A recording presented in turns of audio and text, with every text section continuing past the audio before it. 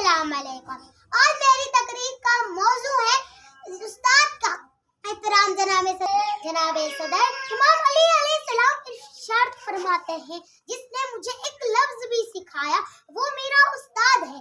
वो मुझे अपने पास गुलाम बना कर रखे या फिर मेरा सौदा कर दे। जनाब सदर, ये उस्ताद है क्या?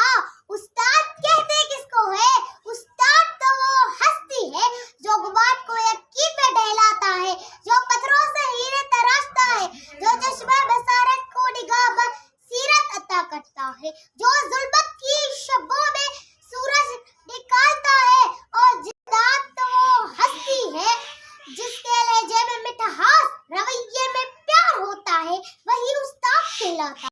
जनाबे सदर, उस्ताद तो वो हस्ती है जो हाथों में जुगनू लिए शब्द व कबर की आंखों में आंखें डालकर कहता है कि मेरे ताबा से जाकर कह दो कि अपनी किरणों को गिर कर रख ले। मैं अपने सहरा के जर्रे जर्रे को खुद चमकना सिखा रहा हूँ। जनाबे सदर, रिश्तों में सबसे मुकद्दर व पाकीज़ा रिश्ता तो उस्ताद व शागिर्द का ही माना जाता है। मगर अफसोस, सख्त अफसोस कि अब शागिर्द का हाल ऐसा हो गया है कि वो उस्ताद की इज्जत नहीं करते। आज जरा गौर करें कि उस्ताद आपको एक सबक पढ़ाने में कितनी मेहनत करता है।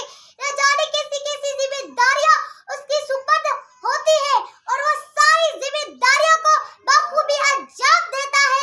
उसके बावजूद भी जो उस्ताद की इज्जत न करे, उसका एहतराम न करे, तो उसका नतीजा यह होता है कि कामयाबी हमारे मुकद्दर नहीं बनती।